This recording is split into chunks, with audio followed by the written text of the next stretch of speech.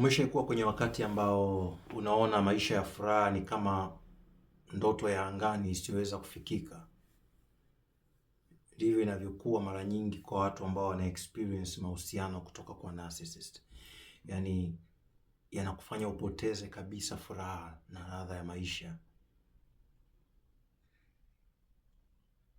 Unaweza ukatabasamu pasipo sababu yoyote, yaani ukatabasamu tu kwa sababu unaishi. Lakini narcissist alikunyima hiyo fursa ya kuwa wewe. Na ndio maana mara nyingi alikuwa anakukosoa hata furaha zako tu. Wakati mwingine ukiwa kwenye mahusiano na narcissist, unaweza ukashangaa ukiwa unaongea sana, uko charming, una furaha, anakerekwa. Wewe unachekaje hivi? Tunaongeaje hivi?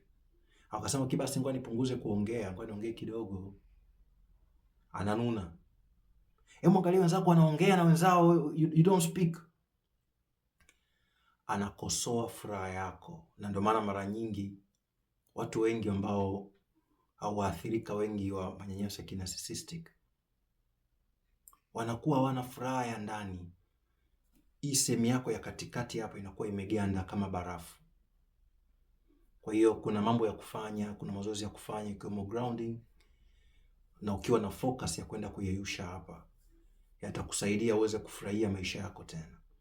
Nakumbuka kipindi ambacho nilikuwa najua I'm funny, I'm happy tangu nakuwa, lakini kutokana na changamoto za kisaikolojia kuanzia kwenye familia, changamoto kwenye familia zinazotokea, na baadaye mimi mwenyewe kuwa kwenye mahusiano ambayo yalikuwa mahusiano sumu yenye madhara, ilifanya kuna wakati nikawa naona kabisa furaha ni jambo la mbali mno. Kwa nalazimisha furaha, nalazimisha kufanya michezo, mazoezi, kukaa na watu, kufanya kile, lakini ndani kabisa naona furaha ipo. Angalia, inawezekana kuwa na furaha. Inawezekana kuipata furaha yako. Anza safari ya uponyaji. Kubali kuwekeza. Kubali kuwekeza. Yaani kuna mambo ambayo inabidi uamue, uone, je, thamani yake inastahili uwekezaji wa nguvu yako, muda wako na hata pesa yako. So mtu mwingine ukimwambia katika safari ya uponyaji kuna gharama, ndiko igaramia, this is too much. Okay, it's too much, kwa maana kuendelea na maisha ya maumivu na uchungu na kutokuwa na furaha. Lakini kama unatamani furaha, unatamani uhuru na unaona inastahili kulipa gharama, basi utakuwa tayari kulipa gharama, sio tu ya pesa, hadi ya muda wako. You need time. Uponyaji unahitaji muda. Unahitaji muda. Na wakati mwingine itakufanya urudi nyuma kidogo kimaisha. Wakati wengine wanakimbizana maisha kwenda mbele, wewe unapunguza mwendo, unaingia ndani yako kupona. Kwa hiyo hata katika masuala ya kiuchumi, kifedha, hutakuwa una gain kama watu wengine ambao uko nao kwenye level moja. Sababu they are running, wanakimbia, wewe unapunguza mwendo. Lakini kwa nikwambie, huko kupunguza mwendo ambako unapunguza mwendo ni sawasawa na jiwe ambalo linavutwa kwenye manati. Si unaelewa?